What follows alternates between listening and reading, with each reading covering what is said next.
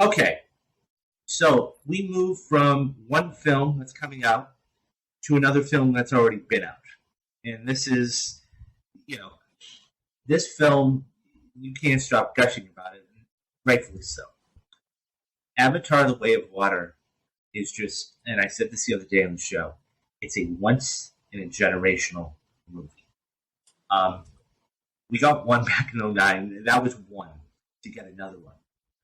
So as of yesterday, this has now moved into the ninth highest grossing film of all time. $1.546 billion. It just passed the Avengers. 471 million domestic, over a billion worldwide. And last night, it made almost $7 million. And that was with the preview of Megan, which you went to go see. Yeah. That made $2.75 million. Which was wonderful. So, yeah. So there are only 8 films that have made more money. You had The Lion King, Jurassic World, Spider-Man No Way Home, Avengers Infinity War. By the way, we're getting to the $2 billion now. Star Wars The Force Awakens, Titanic, noticing a theme here? Avengers Endgame, and Avatar. He holds 3 of the top 9. That's a third of it. This is so as far as inflation, adjusted for inflation, Avatar has made $3.5 billion. Okay, Avengers Endgame Star Wars, Titanic 3.2, Avengers Endgame 2.9, and Star Wars 2.3. This is just unbelievable. And he came out and said because of the success of this, it only broke even. And he will be making other sequels. Tell me, I know you've seen it 3 times. Everybody's gushing about it. Number 1, do you think this can hit $2 billion? Number 2, where do they go from here? And number 3, who do you think which movie takes it over? I think $2 billion. I don't know about $2 billion. I think it could be on the table, but I feel that the movie is going to do really well this month. It's funny you mention, I saw it 3 times. David, I didn't think about it till now, but today, Friday, as we're recording this video, is the first Friday in 3 weeks that I haven't seen Avatar The Way of Water. Because I watched it Thursday night, but it bled into Friday because it was a 3-hour film. And then I watched it the Friday after that, and then I watched it again last Friday. So it's been like a tradition. Every Friday, go see Avatar. I might see it again like in my birthday, because my birthday's in a couple weeks, so I might go back again to see it. But I think it is still going to be making money, but definitely by the time we get to February, we're going to see, I think, a bit of a shift. Definitely by the time Ant-Man Quantumania comes out. There's that Knock at the Cabin that we were just discussing, and I'm thinking now because the way it works is you're talking about a movie that, it's still, I don't know what the estimates for this weekend are, but last weekend it made $63 million. And that was like a 0% change. If anything, it was even an increase over how much it made the second weekend. So we're talking about a movie that, if it keeps with, this trend, it might take a couple of weeks for it to get down to, 20 million. And then when it does that, then you would have like a movie like, say, A Knock at the Cabin that could make it. I don't know what the projections for Megan are.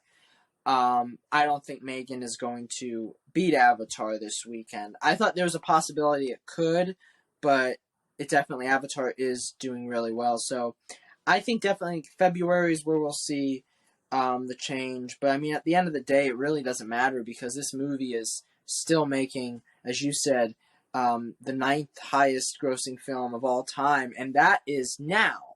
I mean, I can only imagine where it goes in the next couple of weeks, and I think that we're just going to see it roll along, and especially when award season comes along, I think it's going to get a lot more people out to the movies if it does get nominated. So more people might see it again at that point. Just a couple of things. Number one, I'm just thinking of, so the third Avatar is slated for 2024. He said he broke even for this one. I'm really curious if this is making $1.5 billion. What does the third one do? This is, I mean, everything's set up for the third one. We've discussed it in length in other shows and everything else, but I can only imagine. What I'm going to compare it to, kind of, sort of, it's like Top Gun Maverick with Tom Cruise with this new Mission Impossible. Mm-hmm.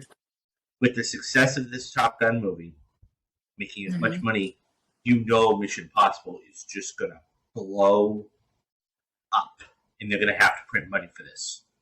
The same thing can be said for this too, because now it's only a couple of years, and he's already basically said, "Hey, listen, we're going to go ahead and greenlight these other movies."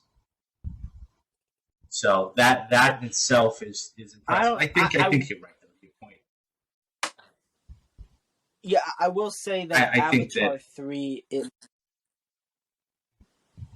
What is it? No, I was just going to say.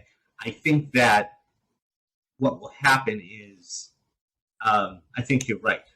I think that it's going to be interesting. We're going to have probably another month because Megan's not going to do the numbers. I mean, you saw it only make, I won't say only, but 2.8 million is impressive. It's going to be lucky to hit 10 million this weekend. Okay. Even with great word of mouth marketing and everything else. That being said, Knock at the Cabin, I think, is going to do well. But got to remember, M. Night Shyamalan has not put out, his last couple of movies have not been great. So I think people are starting to get on that train. Like, they may hold off for that. And I think Ant-Man is going to be the one. It is also having to do with the fact that Knock at the Cabin, I mean, the trailers look very interesting, but you don't know exactly. I mean, I think M. Night Shyamalan's films have done better when it's like, Split, when it's a, like Glass, right? When Glass came out. So we'll have to see. We'll have to see when where the audience. But yeah, Ant-Man definitely. I think, especially David, and we'll be talking about it on. Around Monday, because this Monday is going to be the new trailer released for Ant-Man and the Wasp: Quantumania, and that's where I think tickets will drop. So I think that trailer is going to be really good, and we're going to really get to see more of what this movie's about, and I think that's where we're going to start to see more hype for the film, because right now all we have from Quantumania is that same trailer that keeps on playing whenever you go to the theater, the Elton John trailer that we're all familiar with. And I'm curious to see where that goes, but I think, to your point, though, about Avatar 3, it does have the uphill battle, though, that it's a direct sequel compared to the first film where you had to wait the 13 years. So I think what this movie's going to have, it's going to have the push from Way of Water, but I think what's going to need to have is it's going to have to really have a wow factor to it. Because I don't know if you saw the interview that James Cameron gave where he said that he thinks that the later Avatar sequels, I think specifically numbers 4 and 5, are where it's really like, these movies are like the appetizers we're getting, and then he's going to really serve us the meal with Avatar 4 and 5. And I think that's going to be what really helps this franchise, because I think we were discussing Rise of Skywalker at one point.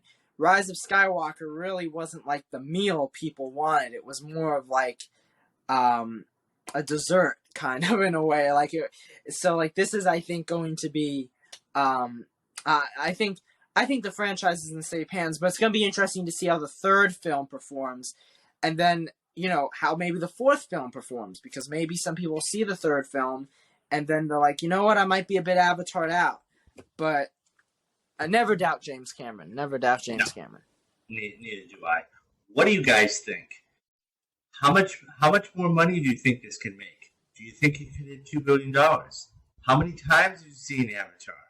Are you excited for Avatar 3? Let me know down in the comments.